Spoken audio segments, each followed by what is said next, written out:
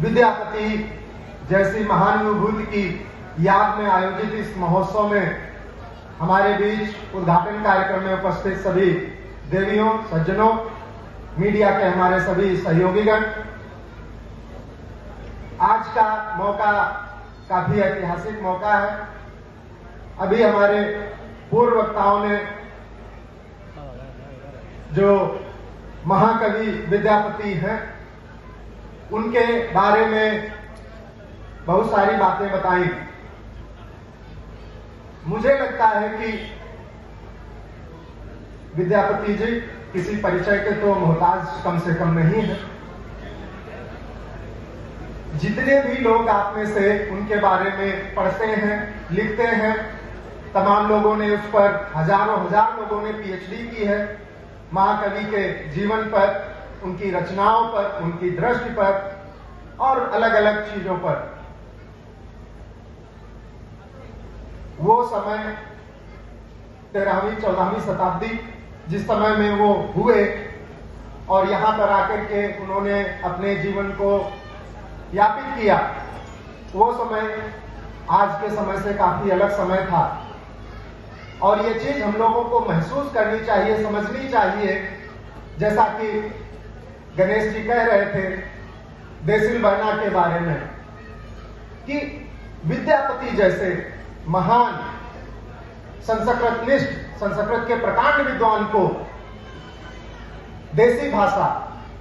में अपने काव्य रचना की जरूरत क्यों पड़ी उस समय। बहुत सारे लोगों ने इस पर भी शोध किया और ऐसा नहीं है कि विद्यापति जी ने संस्कृत में रचनाएं नहीं रची। बहुत सारे लोग उनको भक्ति और श्रृंगार तक ही सीमित कर देते हैं। कुछ लोगों का मानना है कि विद्यापति जी भक्ति रस के बहुत बड़े कवि हुए, वहीं कुछ लोग मानते हैं कि श्रृंगार रस के बहुत बड़े कवि हुए। कुछ लोग कहते हैं कि नहीं, भक्ति और श्रृंगार दोनों के बहुत बड़े कवि हुए। लेकिन इससे भी अलग हटकर के पक्ष है। जितने बड़े लोक कवि, जन कवि विद्यापति जी हुए, उतना बड़ा कोई दूसरा कवि नहीं हुआ। और ये बात मैं कोई किंवदंती नहीं कह रहा, ये बात उन पर शोध करने वाले और उनकी रचनाओं में स्वयं निहित है। एक एक रचना जो उनकी मूल रचनाएं हैं, बहुत सारी तो प्रकाशित नहीं है और भारत के साथ ही नेपाल और जहां भी उनकी कुछ प्रतियां पाई जाती हैं, उनमें यह तत्व अंतर्निहित है कि किस प्रकार से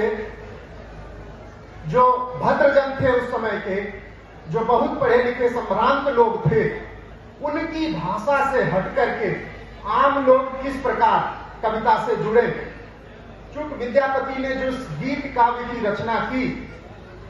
वो उनसे थोड़े ही समय पहले अपभ्रंश या अवहट्ट में शुरू हुआ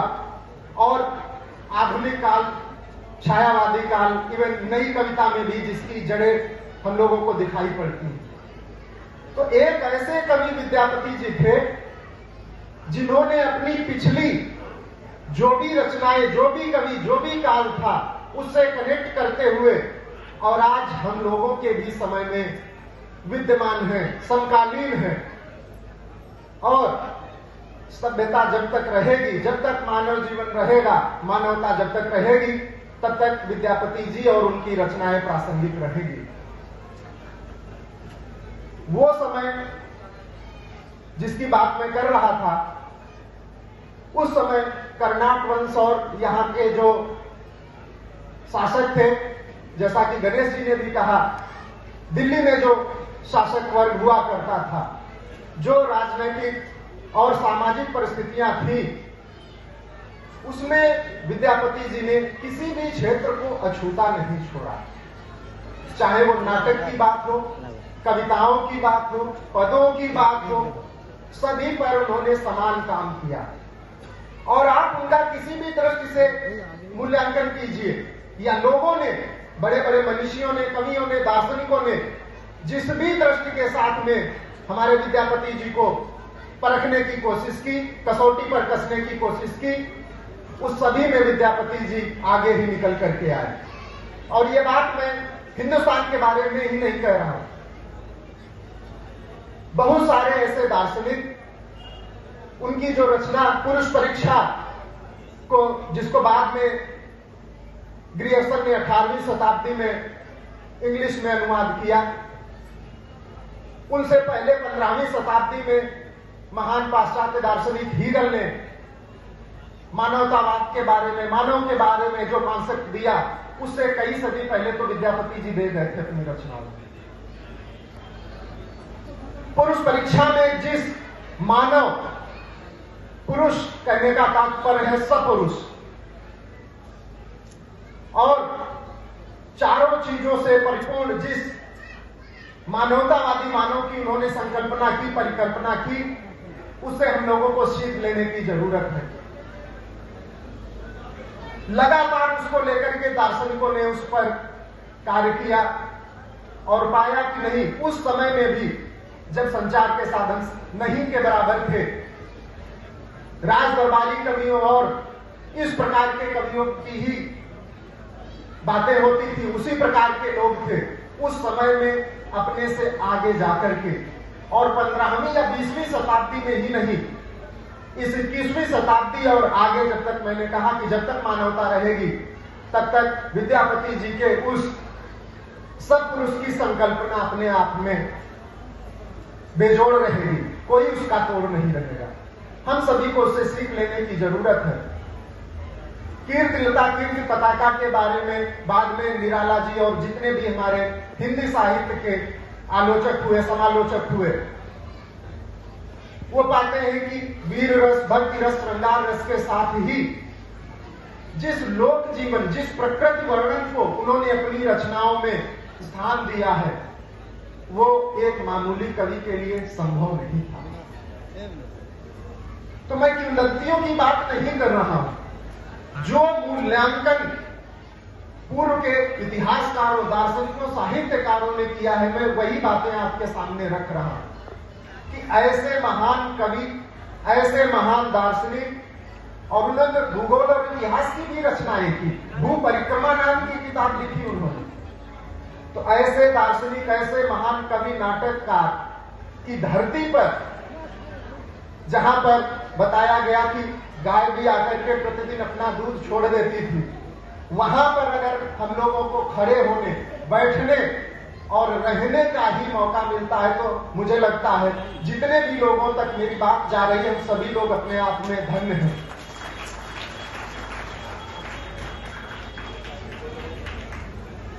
सूरदास और तुलसीदास जी जो उनसे बाद में हुए, और मलिक मोहम्मद जायसी जी भी, किस प्रकार उनकी रचनाओं से अपने को जोड़ते हैं, उसका उदाहरण उनकी रचनाओं में मौजूद है। आज इस विद्यापति महोत्सव के साथ ही सरकार के द्वारा सोनपुर मेले का भी उद्घाटन हुआ। हम सभी जानते हैं कि सोनपुर वो जगह है जहां पर हरि और हर का संगम है।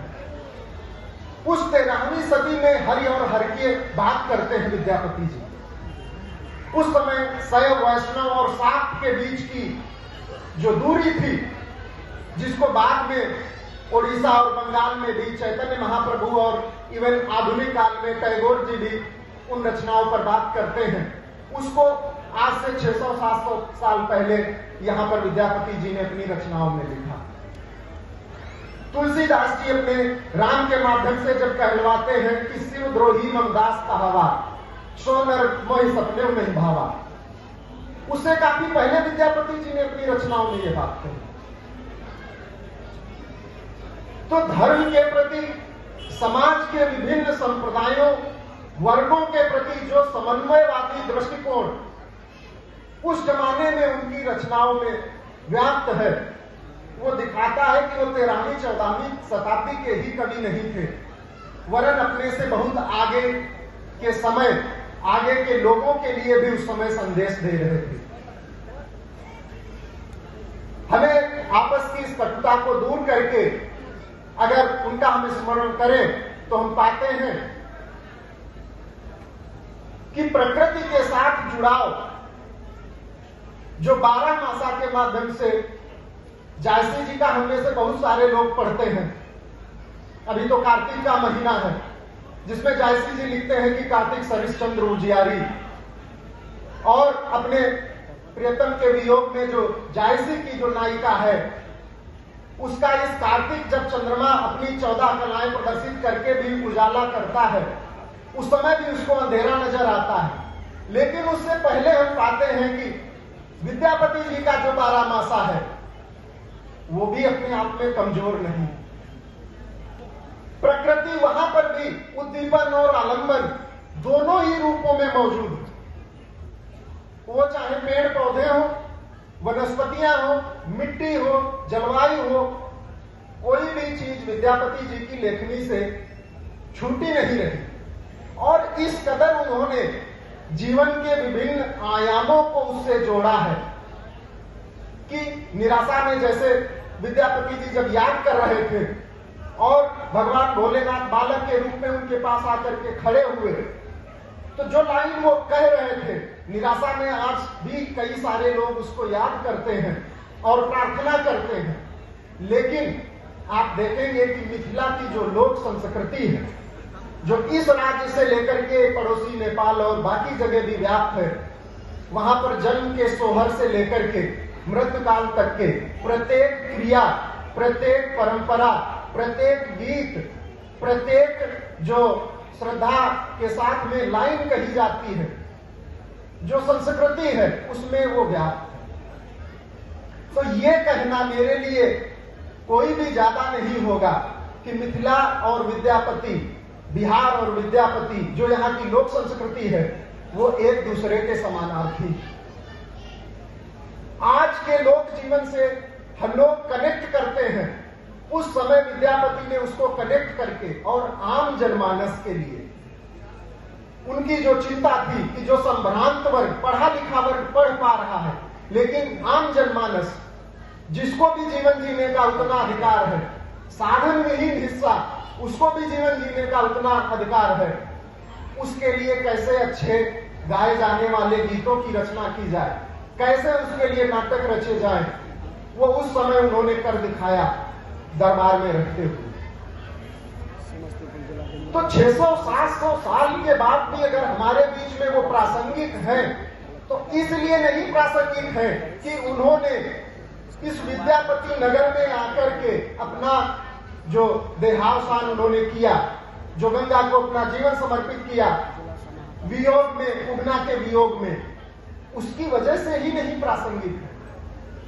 वो इसलिए प्रासंगिक है, जब तक कि सभ्यता रहेगी तब तक अपनी रचनाओं, अपनी सोच, अपने दूरगामी जो उनका नजरिया था समाज के प्रति और जो संदेश को देना चाहते थे, समन्वय का, समता का, बराबरी का, उसके लिए वो याद किए जाएंगे। और मुझे लगता है हम लोगों को इस बात पर भी गर्व की अनुभूति होनी चाहिए, गौरव महसूस करना चाहिए कि वो पैदा भले कहीं और हुए हों, लेकिन इस नगर, इस शहर, इस जमीन का नाम उनके नाम पर पड़ा। तो और कोई दूसरा विद्यापति नगर नहीं हो सकता। विद्यापति नगर में रहने का, खड़े होने का, बसने का अधिकार जो आपको है, उसके लिए उस महान विभूति, उस महान कवि के प्रति हमें अपनी श्रद्धांजलि भी अर्पित करनी चाहिए। तो आज हम लोग उनको याद करते हुए सभी लोग जो यहाँ पर एकत्रित हैं, जरूर हमें उनसे सीख लेनी चाहिए। अगर लेस मात्र भी हम उनके जीवन से सीख पाएंगे तो मुझे लगता है कि जीवन पर्यंत कटुता की भावना हमें घर नहीं करेगी। हमारा जो समन्वय मूलक दृष्टिकोण है वो बढ़ेगा। और ऐसा ही नहीं कि विद्यापति कोई बहुत सीरियस कवि थे। काव्य मनीषियों ने व्याकरण के दृष्टिकोण से भी उनकी रचनाओं में प्रत्येक चीज के दर्शन की। आप पाएंगे कि उस समय में अवहट्ट, अपभ्रंश में भी उन्होंने ऐसे पदों की रचना की जिनको बड़े आसानी से देसी भाषा में कोई भी मौका हो, इवन इस मंच पर आज, कल और परसों आप अथाह कवियों, अथाह आवाजों को सुनेंगे और पाएंगे कि चाहे किसी भी टोन में, किसी भी स्वर में, किसी भी उपलक्ष्य में, किसी भी अवसर पर गाया जाए, विद्यापति गेयता की दृष्टि से यानी गाने वाले दृष्टिकोण से, अर्थ निकालने के दृष्टिकोण से हर तरीके से बेजोड़ है।